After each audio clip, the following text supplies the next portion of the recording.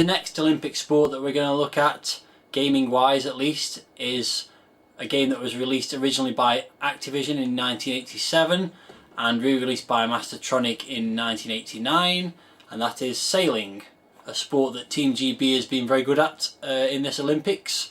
Personally don't think it's going to make a very good video game, but let's take a look and find out. And here's the front cover of Sailing, and it says sailing, pretty self-explanatory, and it's got a picture of a boat sailing in some pretty dire conditions. I think any Olympic sailor that had to sail like that would be struggling, I suspect. Anyway, this is one of the small range of Mastertronic releases that have this style of packaging, with the Mastertronic logo along the bottom in a sort of white flash, and on the spine it's almost entirely black, just with the logo on the side there, of course. Back cover, we've got some screenshots, which again aren't really filling me with much confidence that this is going to be a fun game, and the chance to design your own yacht, it says. Could be interesting, I suppose. So if we take a look inside quickly, we've got the loading instructions, the instructions of how to play the game, the usual sort of stuff. And inside, further instructions about how you compete in the race, terminology and abbreviations. This does look very complicated, and some foreign language instructions. But I wanted to just have a quick look at this inside the back cover there. What's black, white, wicked, totally cool, and comes in large and extra large sizes only. A Mastertronic well-oiled t-shirt. So this is the first time I've seen this in any of the packaging. You can send off for a Mastertronic well-oiled t-shirt.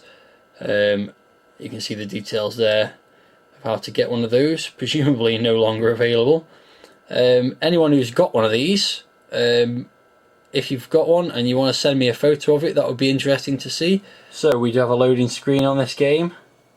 As you can see there, it's a boat sailing in the water. International Yacht Challenge game. I don't think this is really going to resemble the Olympic sailing events, which are relatively short, I believe. Never watched any of them. But sailing is in the Olympics, and this is a sailing game, so the link's tenuous enough, I think. So here's a game, here's a title screen with a high score table, and there's some options on here. Just a note about the music, which has some very ominous moments, but you'll hear enough of that as the game progresses. So with F1 you can switch that music on and off. I'll leave it on. F3 changes the sound effects on and off. And F5 changes your skill level, which I shall leave at level 1 because I don't know what I'm doing. So press fire to start, and you get to choose a country. So I'll choose England. And then you go to this screen, which allows you to design the way you want your boat to look or work or whatever. So I don't know what this is really, it just says boat, so I'm just going to put my name in there. You can decide what kind of hull you've got, and there's a weather forecast scrolling across the bottom, and it says it's going to be stormy on the first day with a good deal of drizzle. Wind will be southwesterly, gale force 9. That sounds challenging. So on that basis I'm going to go with an aluminium hull, and you can change these settings, which are the length of the boat, which you can see is getting smaller or bigger as I change that letter, so I'll make it fairly small, I guess. That's as small as it goes, so we'll go there. And also you've got this option, which is changing the height of the boat or something, I'm not sure really, but it's changing something. I don't know what I'm doing here, so I'll just quickly go through it. You can change the freeboard, which is the height of the boat, it seems. So we'll just leave that like that, and the mast height as well, which again I don't know what I'm doing, so I'll just put it like that. And also you can change the way the keel looks by moving these things backwards and forwards. So lots of changes you can make there, but I don't really know what any of it means, and I can't bother to read the instructions, so we'll just go to the race. And you can As you can see, I'm bottom of the league table, and you can challenge either of the two teams above you. So I'll challenge Canada.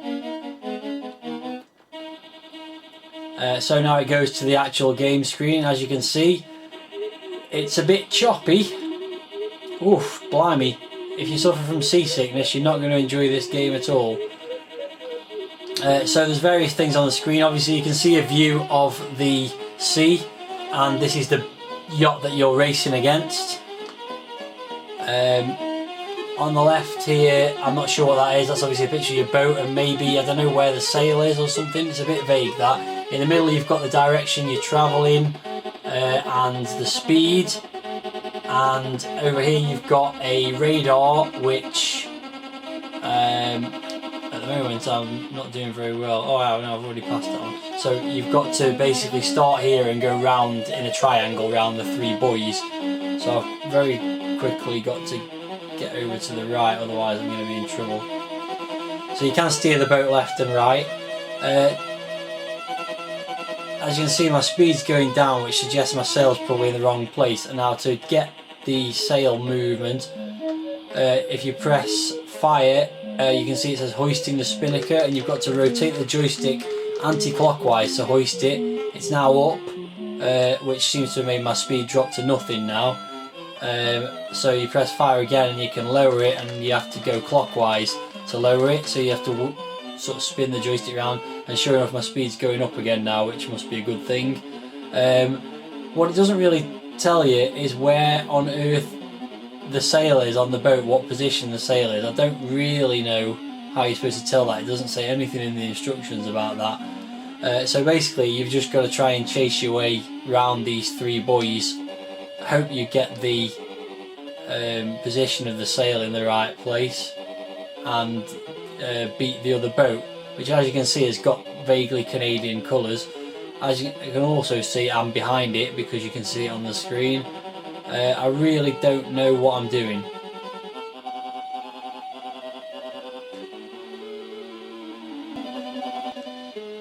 So I've now gone round the buoy, and I'm still chasing the boat, lurching up and down on the ocean. I'm travelling at 19 knots, which seems to be reasonable, but I don't know, because I don't know how fast I'm supposed to be going really. I do seem to be vaguely gaining on the other boat, but I don't think I'm going to catch it.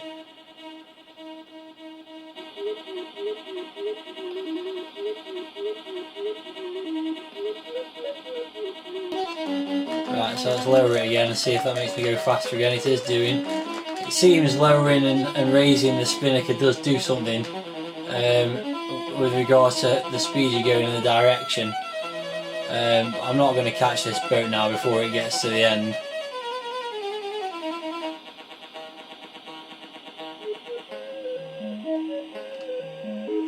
So graphically it's quite a good representation of the boat and its sailing and moving across the sea. It's very seasick inducing on this particular one.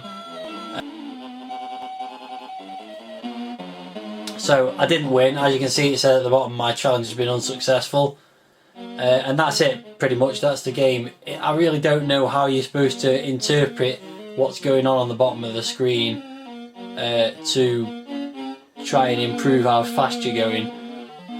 Let's move on to the next day and see if there's any difference there. Let's try racing against Italy this time. And the weather's still dire.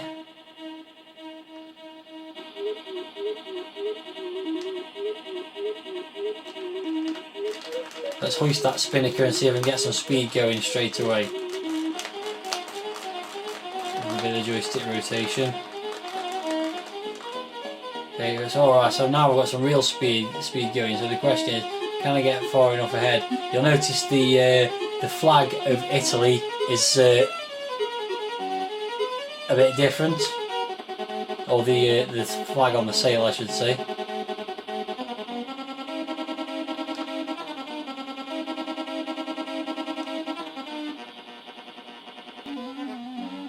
So what else to say about the game? As I say, the graphics are quite nice, although there's no indication of what this thing's really doing on the left hand side.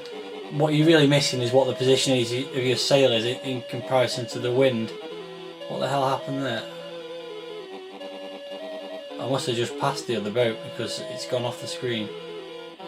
We are neck and neck at the moment. Oh, there it is. Music's quite cool in that it really does get the pulse racing a little bit. It's not the best music in the world, but it does the job in terms of encouraging you to try and get as fast as you can around all this stuff.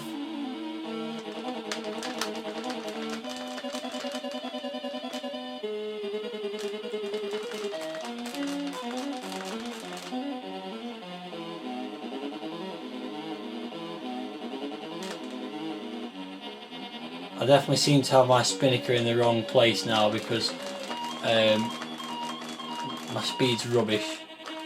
Oh, now it's going up again. By the way, while you're raising and lowering the spinnaker, you can't steer the boat, so you really do need to get it right straight away, otherwise you're going to be in trouble. Right, so my speed's going up. Can I get past this Italian boat before I get to the finish line?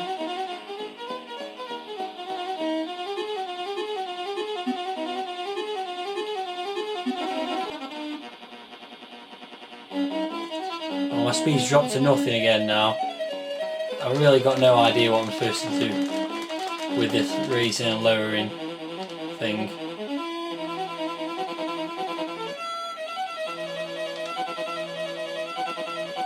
I think I'm actually facing the wrong direction now.